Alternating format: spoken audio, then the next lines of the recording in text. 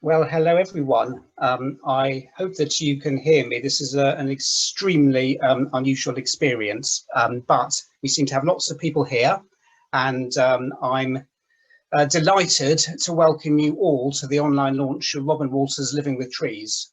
I'm John from Little Toller Books, and as you'll find out from the discussion this evening, this book has had a long gestation, but none of us could have foreseen that the launch would be like this.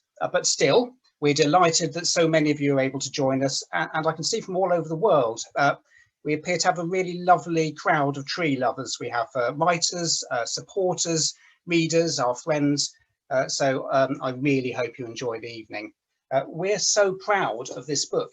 We think it's an extraordinary cornucopia of wisdom about trees. It's practical, it's beautiful, inspirational, and it's brought to life by a brilliant writer and forester, Robin Walter. And as many of you know, Little Toller and Common Ground share the same people, so it's been a real labour of love for our editor and the Common Ground director, Adrian Cooper. We're also enormously grateful to our partners, Trees for Cities, the Woodland Trust and Habitat Aid, and really importantly to the many crowdfunders who enabled us to make the book the beautiful thing we have before us. Many of you here tonight have helped raise funds for the book, and if you don't already have your copy, it's winging its way to you right now. And we were also, of course, just overwhelmed to have an introduction from Richard Maybe and a foreword by Dame Judi Dench. Robin is joined this evening by Neil Sinden of CPRE London. Neil has been involved with Common Ground for many years, and indeed he was the author of the seminal book In a Nutshell, and he remains a trustee of Common Ground and a really good friend.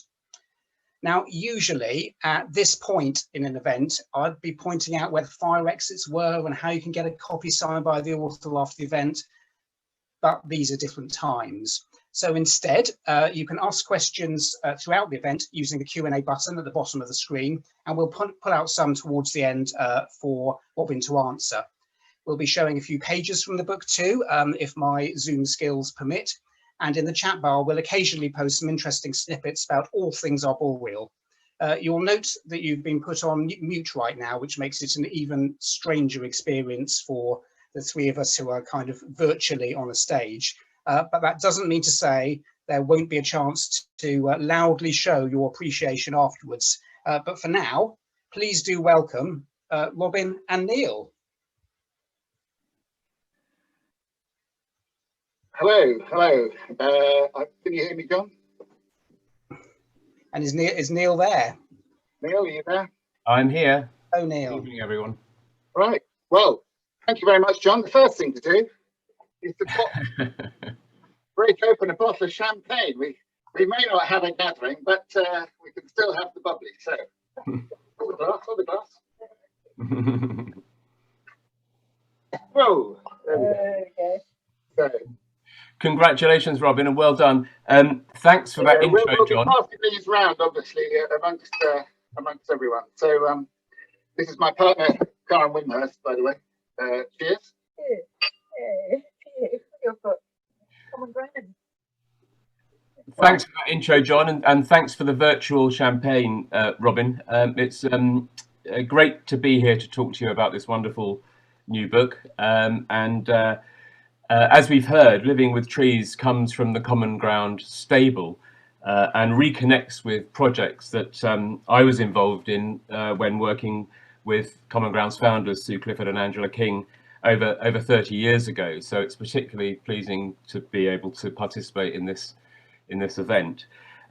Just to put a bit of context to that, as Dame Judi Dench writes in the foreword to the book, she says, for over 30 years, Common Ground have worked to celebrate our long relationship with trees and to nurture love and care for trees and woods amongst communities all over the UK.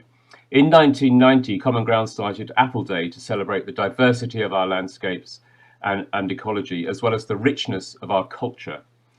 They campaigned to save orchards from becoming building plots and encouraged the national spread of community orchards around the country. Living with Trees, the beautiful book which you are, some of you may be, holding in your hands, builds on this approach and brings together a cornucopia of good ideas that show us the many clever, wonderful and innovative ways in which our fellow tree lovers are bringing trees and woods closer to the heart of our communities and daily lives. And I think that's a really good starting point, I think, for this discussion. I'm going to kick off and warm the session up by asking Robin a few questions about the book, and then we'll hand over to the audience to hear what your questions are and comments are on what you've heard and perhaps what you've read. But first of all, thinking back all that way over 30 years ago, I think it was the Great Storm in 1987, Robin, which damaged so many trees and woods across southern England, which led many of us to reevaluate our relationship with trees, which I think we tended to take for granted by then.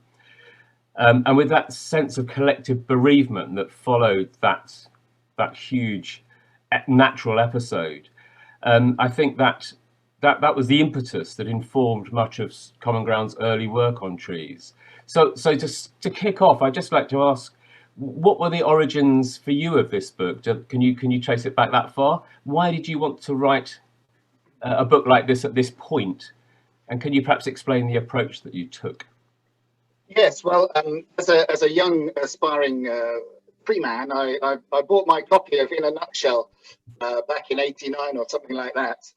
This is written by Neil. It was some years until I got more seriously into trees, and I have actually spent about the last 30 years in trees as a climber, as a forest worker, and managing various trees on estates and for the Woodland Trust, and now independent. The book actually was stimulated by another kind of tree crisis, not as bad as the 87 storm, but in 2010, 2011, the government then attempted to sell off the public forest estate. That's the Forestry Commission Woods, to raise some money. There was a huge backlash. There was a 38 degrees petition of over 500,000 people saying, you know, hands off our forests, save our forests. And it kind of it took the lid off this sort of latent regard people have for trees and woods, which you kind of, you know, probably thought was there, but it really came to the fore. And of course, the government backed down, and none of it happened in quite, you know, in the way they planned. And at the time, Angela King, one of the directors of Common Ground, said, because I've known Sue and Angela through Karen, my partner, who was involved with Common Ground. They said, "Oh, do you like writing? It's about time we revamped Neil Sinden's book on trees." And so I said yes, and we kind of came through this and thought, oh, should we update this, update that, and then we did a bit of work, and then it all fell a bit quiet, and then when Adrian Cooper was more recently director of Common Ground, he thought, yes, let's get on with this, let's pick this up and make it happen, and that was in April. I wrote it down. No, May 2017, 3.5 years ago. And so since then, I've been working in earnest on it. Right up till about a week before it went to the printers, about a month ago, we were tweaking and, you know, right up to last minute. It's been an enormous effort. So in fact, at this point, I'd just like to say my thanks. Thank you very much to Sue and Angela for asking me to do this in the first place and putting your trust in me. And some of that work has kind of percolated through. And also thank you to Adrian Cooper and all at Little Toller for putting your trust in me again and asking me to write. So I've written the main body on this. Look, there have been lots of other contributors. Adrian's contributed some, and Dave Dixon and other case study. The case study has been authored by other people as well. It's been a big collective effort, and I'd like to say thank you to all those, and also all the people who've read.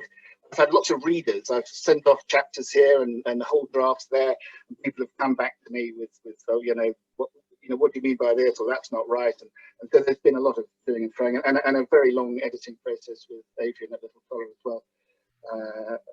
haggling over paragraphs and words. So, but you know, it's ended up in a really good place. And I'd also like to thank Karen, my partner, she's read so many drafts of this, so it's unbelievable. But yeah, so that's how it came about. And yeah, so sort of 3.5 years most recently. It's a great outcome, and you're right, the product of a collective effort. It's certainly a whole lot more detailed and informative and lavishly illustrated than the original in a nutshell, which has got to be a good thing. But you were going to, I think, Robin, you were going to read a short extract just to give us a sense of the approach you were taking. I will. Yeah. Okay. I'll read. This is actually, so for those of you who have your copy, this is page 19. It's actually the beginning of chapter 1. So this is just the opening paragraph or two. But it'll only take a minute. I'm only allowed a minute. Wild nature is self-willed. It does what it likes. Yet we seek to control it until it's tamed, domesticated, still natural but no longer wild. The story of civilization describes a journey out of the wild, from the forest to the city, which has exploited natural landscapes, subjugated nature, and extinguished species along the way. Over the last 11,000 years, the wild has been reduced to a few dominant plants, and most of the world's vertebrates are now either human or dependent on humans for their existence. Under the reign of Homo sapiens, the oceans are awash with plastic, rainforests are being pulped, bushfires are raging, diseases are going global, and many wild species, companions on our evolutionary journey, face extinction. We live on a degraded planet with less natural abundance and biodiversity than there was just 50 years ago. It's difficult to believe that we were once part of the forest, living among the trees, eating the fruits of the forest, part of its protective matrix. Even before humans arrived on the scene 300,000 years ago, forests had dominated the earth for 300 million years. Trees, as Richard Mabey reminds us, are what dry land aspires to become. We may have carved out our existence from the forest. The forest came first. Trees are the natural state. So the real question is, why not trees? What have we done to stop them growing almost everywhere? Thanks for that. I think what's interesting about that paragraph is that it sort of points to, perhaps suggests, some changes in attitude that we've seen towards trees over the last few years. I'm just wondering, though, what do you think over the last 30 years has changed, if anything, in terms of our broad attitude as a society towards trees? Do you think things have generally got better or worse? Yeah, I mean, trees are everywhere now. There was obviously a massive spike in tree interest in after the storm. And of course, after the '87 storm, there was the '90 storm, which also did a lot of damage. So certainly in the south of England, of course, they have storms all the time further north, but it certainly brought it home to the south, well, to London, obviously, in the news. Yeah, so what's changed? I mean, climate change has got worse, a lot worse. Of course, being way ahead of the game, Common Ground and your book talk about climate change and locking up carbon. 30 years ago. That is more prominent now. And of course, we've learned much more about trees and forests, the wide web, trees connecting with each other, acting as a superorganism. It is really interesting and has implications for how we treat our forests, less as dead material, and more as a living part of a network that we are also part of. And there's I do quite a lot of that in the book, that can't just view trees as a nature, some sort of resource to just use up. And of course, the other thing is, a part of that dynamic is the rewilding agenda was probably well, I mean, it hadn't even been invented then, at least not the name. I mean, foresters have been rewilding in the sense that we use natural regeneration. We don't always plant trees; they often appear of their own accord. So it's not news to foresters. And of course, in the last election, crikey, when was that? That was December last year, nearly a year ago. The political parties were falling over each other to pledge tree planting as a sort of. It was obviously seen as a bonus point, vote winning. I mean, not all the claims were very credible, and you know, it's. I mean, that's one of the things discussed in the book about who said what and what's a reasonable claim, and actually what do we really need to aim for. So yeah, there's been a lot of interest, and certainly on Twitter and Facebook and places, there's a lot of debate about trees. You know, some people very pro, some people anti, and not all of it very well informed. I mean, I'm hoping the book will help with that. You know, it's not just as simple as sticking a load of trees in the ground. You know, certainly in Britain, there's usually something else already happening, some sort of farming or perhaps a you know, some sort of valuable habitat, moorland, rough grafting for birds and things, for ground nesting birds. So you know, somebody owns it. It's someone's livelihood. So we look at all of those things in the book. But, you know, at least we're having a debate about it, and about time, because that's great. I mean, I think I'd add to that list that, you know, that I think you contrasted in your opening quote there the city versus the forest, and I think from where I sit, you know, at CPRE London, and being involved with the GLA and other bodies in talking about an urban forest plan for London, I think there's a much stronger emphasis, it seems to me, on the importance and value of trees within the city. And indeed, we even have a book by Paul Wood, otherwise known as The Street Tree, called London is a Forest, which I think sort of brings home that message very, very strongly. We've already talked about how beautiful the book is. It's also incredibly useful. It's full of inspirational examples of local community action up and down the country. Perhaps, Robin, you can talk to us about some of your favourite initiatives, if that's not too invidious, that you came across and that you've written up in preparing the book, and perhaps explain why your selections are particularly important for you. Yes, so as I mentioned, there's lots of case studies in here, and examples of work. And so the one I'm going to just highlight a couple of them. Page 81.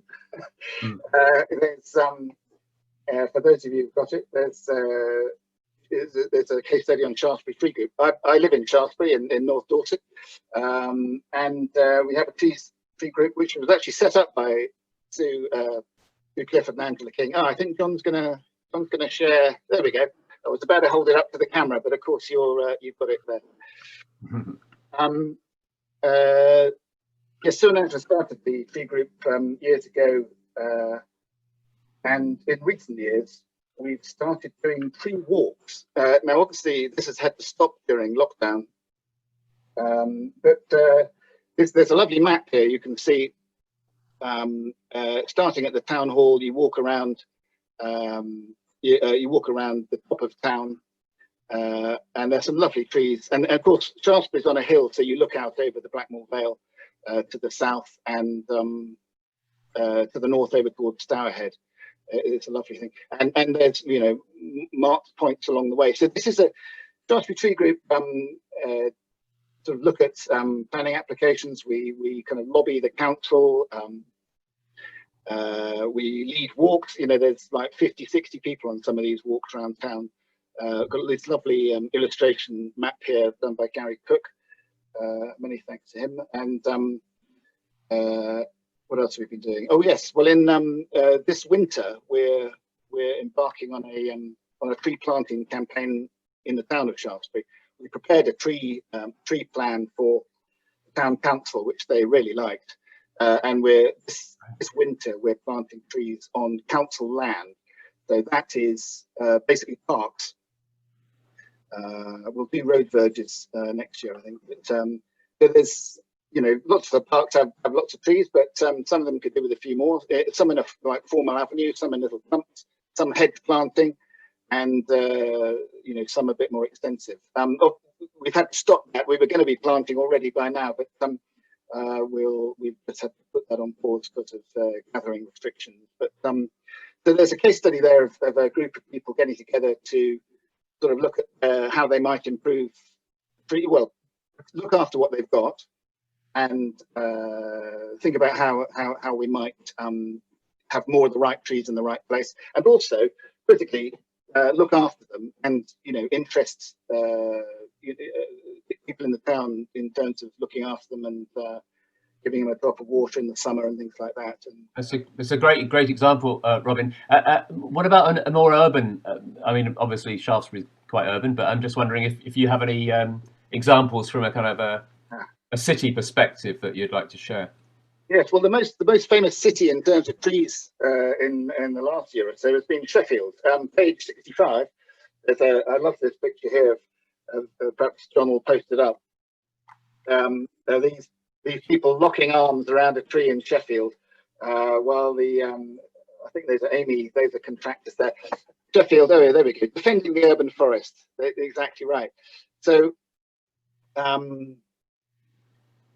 those of you who don't know, Sheffield Sheffield Council, Town Council, entered a sort of maintenance contract with a PFI contractor to look after the highways, and it was 25 years long, worth a huge amount of money.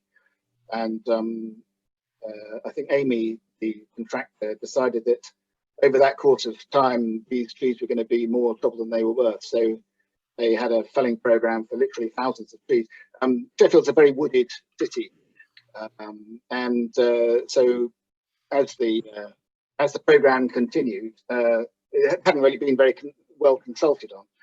So people were not only sort of disenfranchised in the sense that they didn't really have a say in what was happening in their neighbourhood.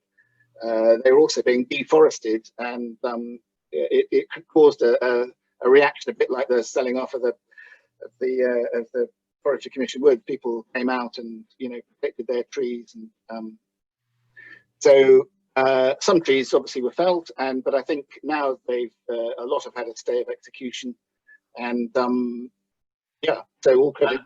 I think you're right to draw attention to Sheffield, because it obviously vitally important for that city itself, but also I think in terms of sending signals to other similar places in terms of how not to look after your trees and alienate communities.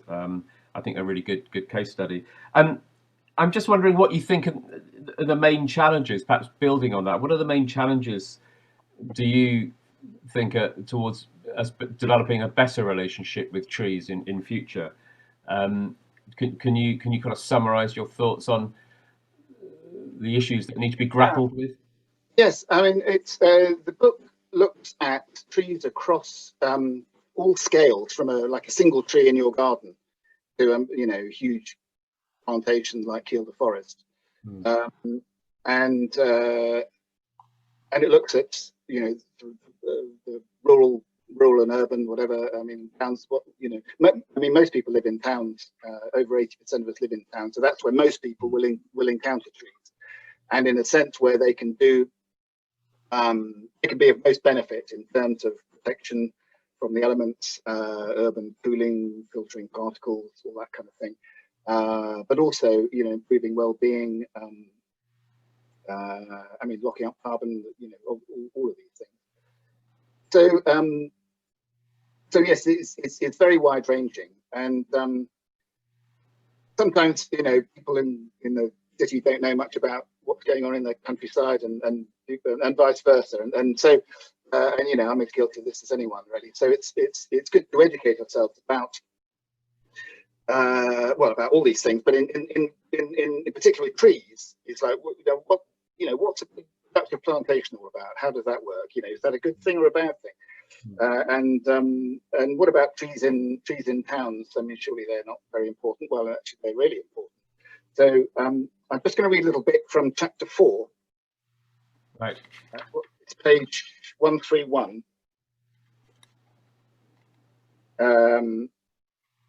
A little bit about sort of working with trees. This is what this chapter is about. Can we let forests flourish but still take a cut? Although we can all appreciate wood sculpture, handmade furniture, books or timber-framed houses, we often wince at the sound of chainsaws or feel sickened at the sight of a clear-felled forest. People love forests but hate forestry.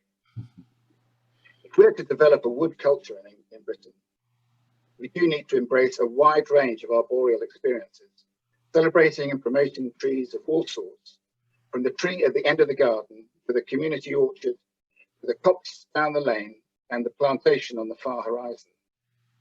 Trees will be very different in each situation, playing different roles, fulfilling different needs. We need them all. Woods and forests are dynamic places of change, never a static landscape, and this includes the growth, tending and felling of the working or productive forest. I then go on to discuss the F word, which in this context is forestry. I think that excerpt, Robin, it quite nicely talks about the different contexts that people encounter trees in, and I think it's probably worth referring to the manifesto for trees at this point, which I think if anyone listening is interested in finding out how they might start, if they haven't already started taking more care of their local trees, this may well provide some useful starting points for you.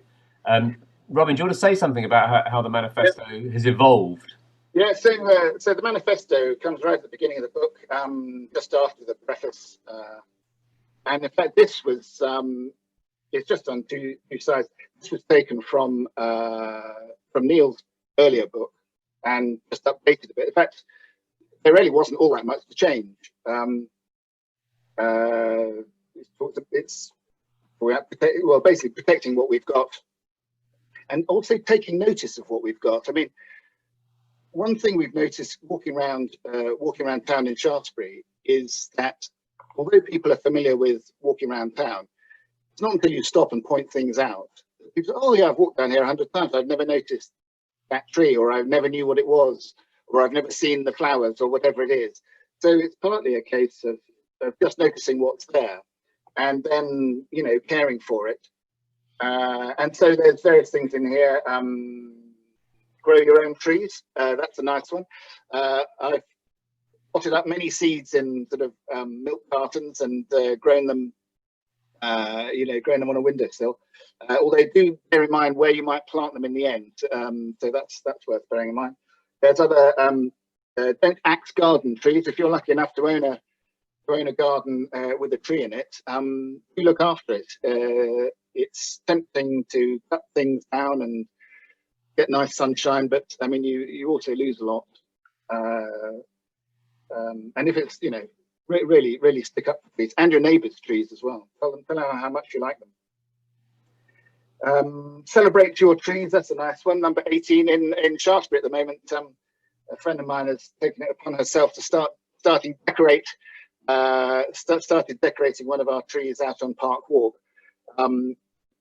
First weekend in December, it says here. We obviously can't gather for a kind of big event, but this is like guerrilla celebration. So if you look out on Park Walk, see if you can spot the little ties around the tree there. Make friends with the tree. Yes, observe a tree from day to day. This is something I've been doing more in lockdown. I have a little kind of circuit walk around Pine Walk, and I just absolutely love the trees there, and seeing them come into leaf, you know, go through the summer, lose their leaves. It's just a beautiful thing. Just on a very short walk, see the same thing again and again in different seasons, and really, yeah, it's a lovely way. Really connect. Yeah, exactly. Yeah. That's great. Thanks, Robbie. And finally, from me, before coming to some questions that we've had posed in the Q&A panel, and if you're if you're thinking of questions you'd like to ask, do use the Q&A panel. We've got a number. But a final question from me, really. As you've alluded to, Robin, politicians and policymakers are talking increasingly about the value of trees, which I suppose is encouraging if they do the right thing. But what if you could sum up your vision for our future relationship with trees, and whether or not you have a kind of a favourite image or a favourite extract from the book which might sum that up for us? Yeah, let me just find it. My favourite image is actually the very last image of the book. It's what, page 213? There's people sitting around a campfire. Photographed by Neil Williams. That, for me, kind of sums up. It's a little bit like what we're doing now. You just have to imagine sitting around a campfire. Wouldn't that be nice if we were all in the woods now, the fire crackling away and the hot firelight on our faces, sitting around talking about trees or even just hanging out. That would be nice. So that's my favourite image. It's something about it's like a communal just get together in a lovely place.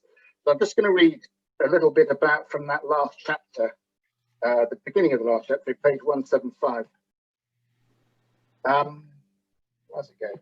Imagine these islands with large forests, small woods, and a countryside dotted with trees, covering about 1/3 of the land.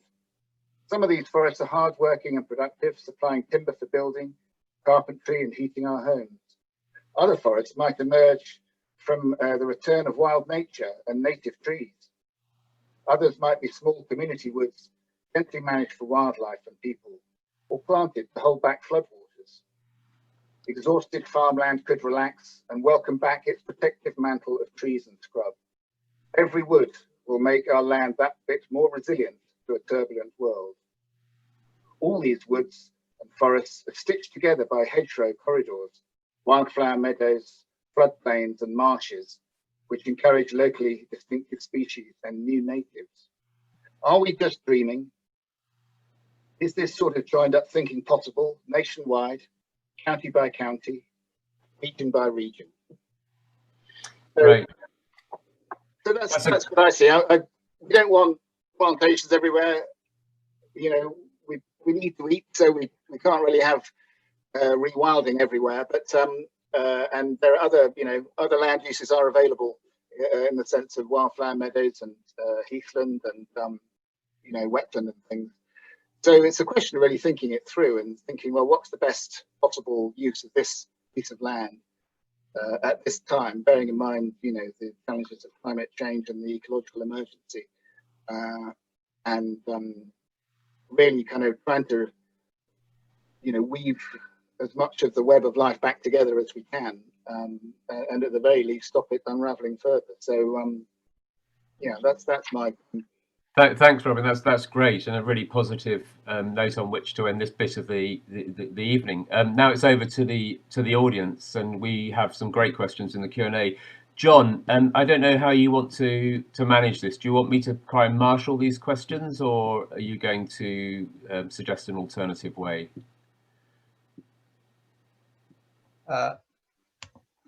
Hello. I think I'm going to be very happy if you would like to marshal the questions. There are some also in the chat bar, but maybe we should first look at the ones in the Q&A, because there are some fantastic ones there. I'd really like to know what Robin thinks about them. Great. Okay. So, Robin, are you ready? I am. Yep. Far away. Okay. So, I mean, there's some nice complimentary words in the Q&A panel about how unputdownable the book is, and how useful it is, and so on. I suppose there's two questions that are coming up quite strongly here. One is around tree disease and unsurprisingly ash dieback. And Patricia Milner here is asking, what implications does dieback have for our woods? Is this a tree pandemic that we're dealing with here? And what about Dutch elm disease? Is there a hope to bring the elm back for groups trying to do that? From Peter Shallcross. And the second sort of bunch of questions, really, I suppose, is around. Let's just answer those ones first. Go on, then you go ahead. Yeah. Yeah. Okay. So in chronological order, let's have a look at elm dieback. Elm Dutch elm disease. I mean, I remember as a child, my parents felling. I don't remember elms in the landscape, sadly, being a young, very young fellow. But I do remember my parents felling some elms, and they were a devil of a job to split with an axe. That I do remember. Famously difficult to split. Yes, so well, Peter Shallcross, we've actually ordered some elms from Peter as part of our planting here in Shaftesbury. There are resistant. I was going to say cultivars. I expect Peter would correct me, but sort of varieties of elm. I think I'm right in saying they're not exactly the same as the ones we lost, but you know they're pretty close, and you know have been shown to be you know highly resistant. So that's really nice. Be great to have elms back in the countryside in large numbers. In terms of ash dieback, yes, we talk about this in the book. It's kind of a symptom of a globalized world. It comes from East Asia, where it lives in. I mean, East Asian ashes are not particularly bothered by it, I believe, and they've evolved with it. And so, I mean, very like Dutch elm, which came on a log from the United States, I believe.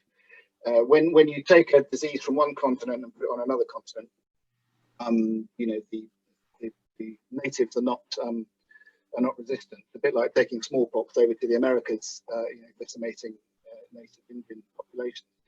So this, you know, things are moving around the world in a way they never used to. I mean, live plants, you know, in pots, but also packaging, you know, all kinds of crates are moving around, all kinds of vehicles, so these things get spread around. And ash dieback is certainly a major problem in Britain. We haven't quite seen, well, I mean, it hasn't really run its course yet. I mean, people were saying 95% mortality expectation. That's what happened in Denmark. I mean, I've not seen that yet. I mean, I've seen some very bad stands in various places. Well, Gloucestershire was particularly bad in a narrow valley where there wasn't much wind circulation. A lot of ash on because it was on limestone, and you know, just dead trees were everywhere. That was terrible. So if there's a high proportion of ash in your wood, then yes, it's going to be a major problem. If you've got less than 50%, or you know, even up to 30% ash, you know, a lot will die, but the other trees will kind of close over, and it'll you know, other trees will seed in where the light gets in. I mean, sycamore's an obvious one that'll colonize gaps, small gaps in woods.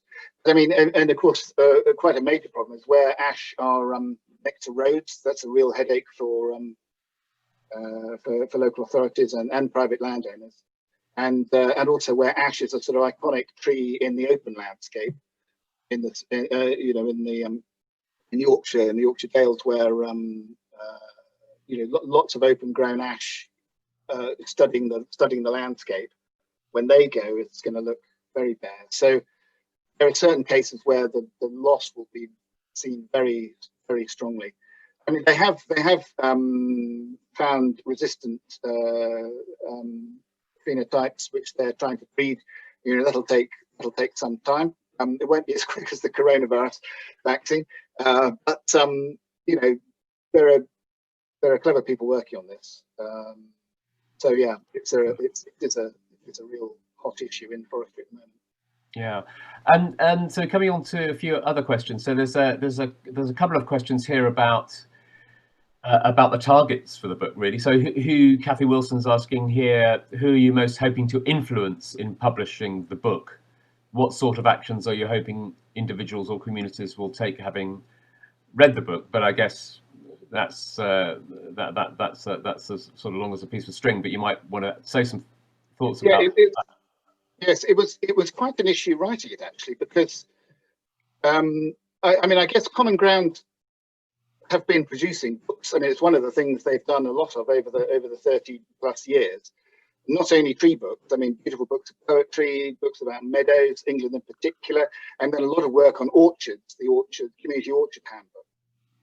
So I suppose in the first instance, we kind of assume there's a common ground readership out there, and you know, I expect lots of them are here tonight, which is nice.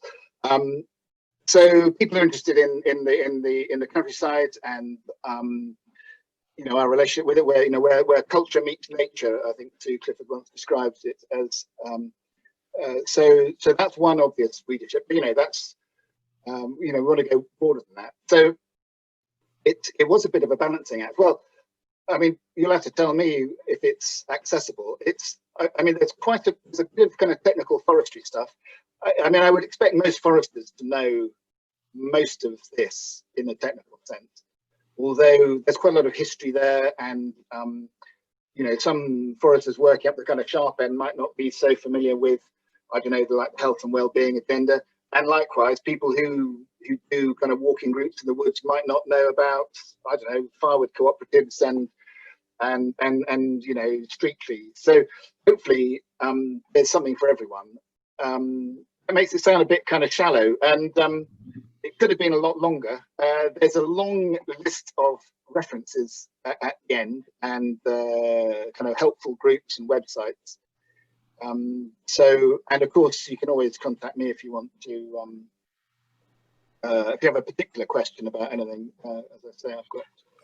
Robin, there's another question along these lines from Stuart Keane, who says he's looking forward to reading the book, but asking, what do you think are some of the best ways to increase the interest and appreciation of communities in trees? I think you've already given us some clues in terms of the work of the Shaftesbury Tree Group. It's really yeah, how do we interest people in trees? Well, I suppose one way to do that is to show people, you know, why should I be interested in trees? What relevance are they to me? You know, I don't have a garden. I live in a town. You know, why should I worry about trees? And I mean, trees are not a private. They're not a private thing. Even if you have a tree in your garden, unless you have an extremely big garden, usually other people can see it. So it's kind of part of the communal experience. It's part of the community. And if you, I mean, it's very interesting to see. Take Sheffield for an example. Photographs of streets with trees, and then photograph of the same street with all the trees cut down. You know, absolutely devastating. You know, you kind of feel this sense. In fact, in Shaftesbury, there's a place where some trees were felled, and every time I walk past, I'm kind of slightly taken aback by their absence. It's quite a weird thing. But of course, you know, letting people know what these trees are doing. They're cleaning the air, they're protecting them from the sun, they're protecting them from the wind, cooling. You know, there's this cooling effect in built-up areas. They're intercepting rainfall, they're hoovering up carbon.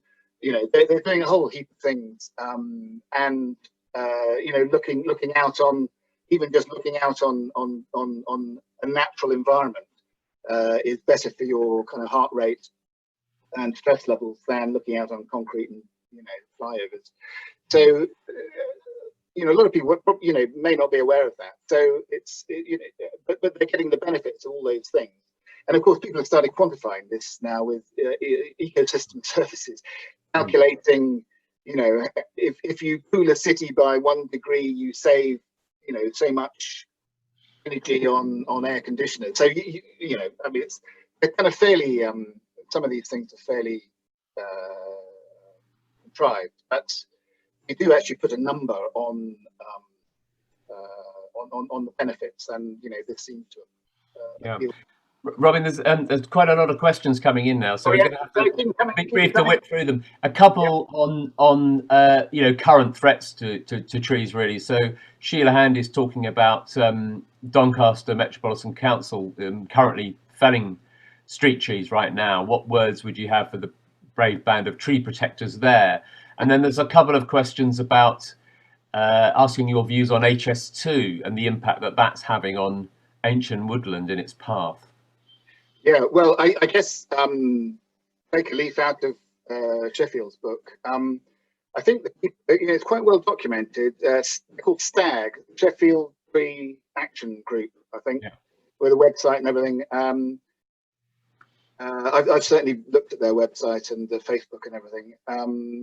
Yeah, I would say that's a sort of that's a good case study in how to rally individual citizens in defence of a kind of common resource. I mean, street trees, I suppose they technically belong to the council, but who are the council? I mean, it's us, isn't it? I mean, we are the council. We're the people. They're acting on our behalf. These trees are actually ours, and the it's like selling off the Forestry Commission. Actually, it's ours. The executive can't just decide, what to do without talking to the people to whom they belong. So, I mean, before I get carried away on Doncaster, I don't know the situation there. Maybe they did consult widely, and this was the least bad option. I don't know, or maybe they bulldozed ahead thinking no one would notice. But I mean, you'd have to wonder why they thought no one would notice, given what's happened in Sheffield. So what was the other one? HS2 and ancient woodland. Oh yeah, well, the Woodland Trust have been extremely vocal in sort of chronicling and detailing all the woods. There were 108 ancient woods that were going to be damaged. Some of them already have been, many of them. Now, again, you might think, well, it's just like, putting a railway track through a little bit of wood. What's the problem? It's public transport. Isn't that a good thing? Get out of the car, all that sort of thing. Well, quite apart from the questions of whether HS2 will do what it's supposed to be doing, I mean, ancient woods, and I talk about this in the early part of the book. The early part of the book talks about sort of what we've lost. So looking back at what we've lost, and of course, some of the few things that remain are ancient woodlands, which have been around for hundreds of years and have a much richer ecology than anything that's happened since, roughly speaking. And and you can't reproduce that. So once it's gone, it's gone. And you can't sort of pick it up and plonk it somewhere else. I mean, it's like saying, well, we need another bypass around Salisbury. We'll knock down the cathedral, or no, we'll just knock down one wing of the cathedral, put the bypass through, and we'll build some other churches, over on Churchfield Estate. Surely that's the same thing. Well, of course, it's not at all the same thing. And these are valuable kind of cultural artifacts that need to be protected. And it's absolutely horrendous what they're doing. And I must say, all credit to those people who've put themselves in harm's way, trying to stop it. I've been watching that on various social media. Yeah. Just to pick up a few other questions around tree types, really. So there's a question about what place might there be in future forests for lodgepole and Sitka in the UK? What's your view? There's a question around somebody who's Francis Lynch, who's planting 2 trees in their small urban garden in a few weeks' time. Should biodiversity and ecosystems these could create be our priority, or are there other more important ecological considerations? Did I just do those? So what was the first one? I've forgotten it already. About lodgepole and Sitka. Oh, lodgepole and Sitka. Oh, yes. Right. So for those of you who don't know, Sitka is actually the most common tree in Britain. It's not oak. I think oak might be second, but the most common tree, because it's planted by the million, is Sitka spruce. And not our entire softwood kind of productive forestry, but a large amount of our kind of timber industry is built on this one Sitka spruce from Northwest America. Now, anyone who knows anything about ecology will know that that's quite a dangerous thing. What happens if there's a Sitka dieback, like there's been ash dieback? Well, yeah, this is sort of one of the dreads of British forestry. And in fact, it's the same in Ireland, Republic of Ireland. They have very high quantity of Sitka. Yes, so I mean, there is a lot of Sitka was planted. And lodgepole. Lodgepole's never been a great tree in its own right, but it's often planted in association with Sitka, and it helps it to grow better on the most challenging sites. What was I going to say? Oh yes, so a lot of plantations were planted after the Second World War, and the kind of planting boom of the 60s, 70s, 80s, till it all came to a halt. Those plantations are now kind of 50, 60 years old. They're all being cut down and restocked. And there's a kind of protocol in forestry, the UK Forestry Standard, which says that you should restock with a greater diversity. But for a start, you should store any kind of features of conservation, so streams and bogs and mires and things like that, and also try to widen the palette of species. Now, of course, that's easier in some places than others. But so as I mean, obviously the turnover is like every kind of 50 years you get a chance to change what you do. Well, it's not quite true, but you could do stuff along the way. But when you fell and replant, there's which is happening now and has been happening in like 10 to 20 years and will happen for another 10 or 20 years. As this kind of big post-war blip, comes to maturity. So there's foresters are well aware of this, that they've got all their eggs in one basket, or nearly all their eggs. And so there's a lot of work going on diversifying monocultures. Yeah. Next question was what? Well, picking up on that, there's a couple of questions about, shouldn't we be thinking of planting more species, that would be more resilient to climate change, yeah, exactly. given the predictions? Yeah. So so foresters are used to working on timelines of 50 to 100 years. So, I mean, I when I was studying forestry, I did a paper on climate change, 30 years ago. I mean, foresters have been, because the trees we plant now, when they mature, are going to be maturing in a different climate.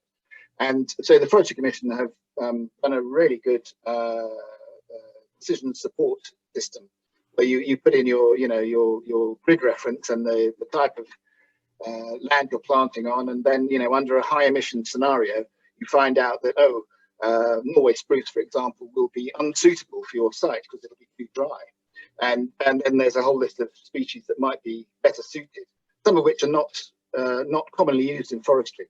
And in fact, one forester who set this up, John Weir, or I don't know if he set it up anyway, he kind of operates it, was saying it's a bit like the great sort of plant collectors of the 19th century, bringing back Douglas fir and Sitka spruce and hemlock and all these fantastic trees from North America and the rest of the world for use in British forestry. And now we're kind of looking and saying, well, okay, so how are we going to cope with this in 50 years' time? What's going to grow, with a massive soil moisture deficit in summer and withstand drought, whilst also being resilient to storms, and grow in the latitudes we have in Britain, and on the soils we have, because forestry has tended to be on the very poorest soils.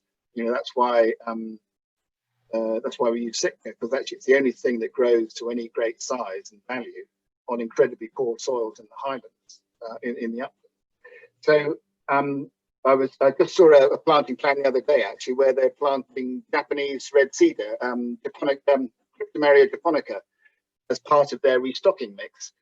And this is, you see it occasionally in arboretums.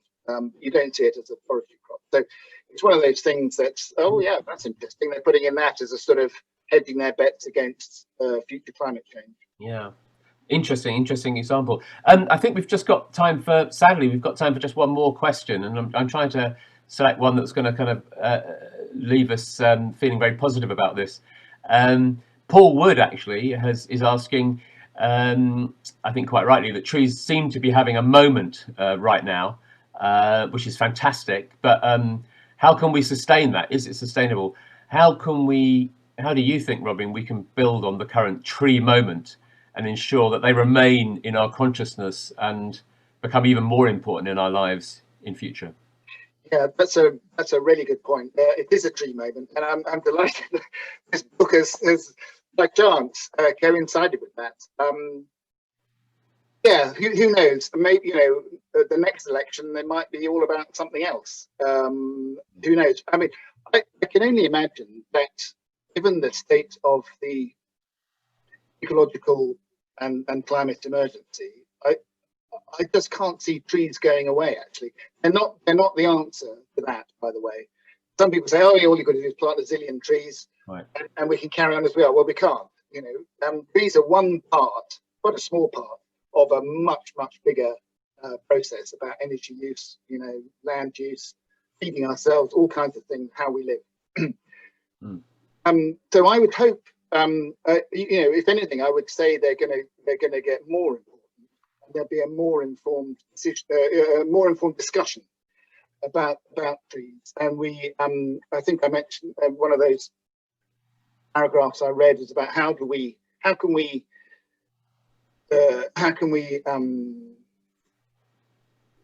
develop a woodland culture. This is one of the things that came out of the when they stopped the sale of the Forestry Commission. The Bishop of Liverpool led the independent panel on forestry, and they made recommendations. And one of the things he came up with, this is in 2012, one of the things he came up with was to try to develop a woodland culture. Now, of course, you know, we've just kind of lost that. You think of Scandinavia, where there's like tens of thousands of woodland owners, they all own a little bit of wood, and they're used to, you know, think of those neatly dropped piles of firewood outside the cabin on the continent. It's much more occasionally. We've done without woods for so long. We've kind of lost that, so we need to rebuild it. And I think you're right, Paul. It is a bit of a tree moment in towns and in the wider landscape. And I guess what will sustain it is people like whoever's listening, keeping it on the agenda, talking to people about it, lobbying your MP about it, talking to farmers, talking to neighbours, standing up for trees.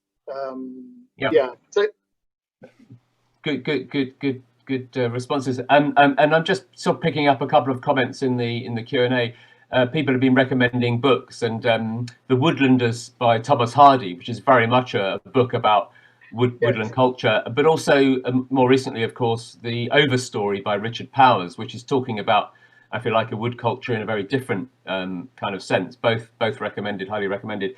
Before handing back to John to wrap up, I just thought it would be interesting, just and informative, just to read a short extract from Richard Maybe's introduction to the book, where he's reflecting on his experience of working out how best to care for an ancient wood near his former home in the Chilterns, and he kind of criticises this term woodland management, and he says, "I sometimes wonder, out of a spirit of reciprocity, how woods might manage us. Would they want us to get out, leave them alone, and develop naturally as they did for eons before we arrived on the scene? Maybe, given what we have done to them. But I hope that they might give us a conditional welcome as a species evolved in the savannah, indulging our desire to make a congenial niche for ourselves alongside the badgers and the bark beetles." And I think that's kind of an interesting note on which to end, perhaps, and to hand back to John. Thanks, Robin, and thanks for all your lovely, fantastic questions. Thank you, Neil. Yes, thank you all for your questions. Really good. Well, I mean, thank you so much, Neil and Robin. That was an absolutely fascinating and enlightening talk. And I've certainly learned many things about trees and also what they mean for all of us in our new tree moment, which we hope will continue. There were many questions that were coming in on the Q&A, and we were only really able to scratch the surface, but we have captured them. And I wonder, Robin, if you might be prepared to answer a few of them on social media over the next few days, because I'm sure lots of people will be interested in that. Now, I'm sure that those of you who haven't already got their hands on a copy of Living with Trees would love to have one. Obviously, I have to do my job and say it's just £25 from either our website or Robin's, or please do support your local bookshop. They need our help now more than ever. And we say that not only because we recently opened our own little shop in Bedminster, but because they're a vital part of our cultural life. In the meantime, I'd like to thank you all for coming, and I'm going to give you an opportunity to, I guess, express some of your appreciation. I'm going to unmute you all. Hold on a sec. Hold on, John. Okay, I'm holding on. Before you let the rabble in, yes. One thing, if you live in Shaftesbury, you can come and get a book from a signed copy from where I live in Winport, and you'll save the postage. So even better. You see, that's marvelous, isn't it? Now I've got to work out how I can do all this.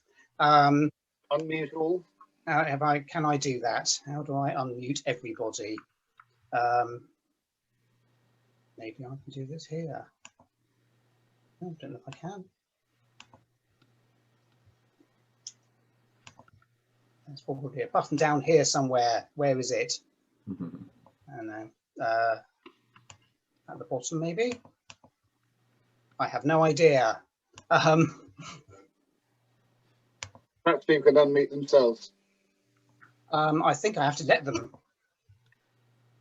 because I have to let everybody talk.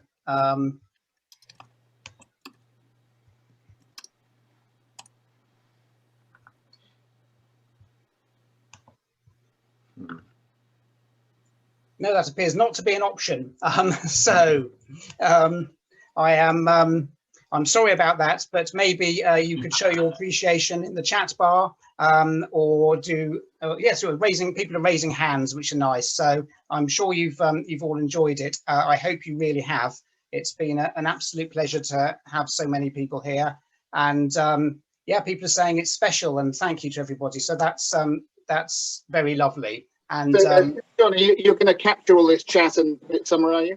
I've captured all the questions, so all the questions you can then answer on social media if you would like to later. And I should also say that we're going to make this talk available online. I believe that Neil might be able to help us with that from a CPRE London point of view as well. So within a few days, you'll be able to see all these pearls of wisdom just there. So thank you everybody for coming, and especially thank you to Robin. And thank you to Neil. That's been really wonderful. Thank you. Thank you, John. Thank you. Goodbye. Bye, Goodbye. Goodbye.